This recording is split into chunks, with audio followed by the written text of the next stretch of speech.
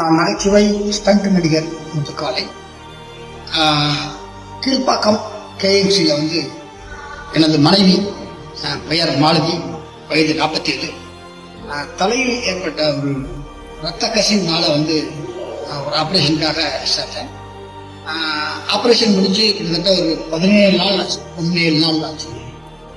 But அந்த மூலையில் உள்ள ஆப்ரேஷன் சரியானாலும் கூட அதனால் ஏற்பட்ட நுரையீரல் தொற்று, அந்த சின்ன சின்ன தொற்றுகள் வந்து என் மனைவி மூச்சு விட முடியாமல் சிரமப்படுத்துகிறது.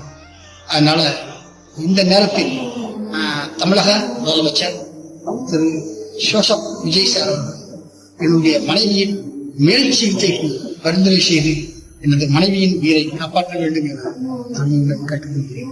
கிட்டத்தட்ட ஒரு 17 நாட்களாக தனி மனிதனாக நின்று போராடி வருகிறேன்.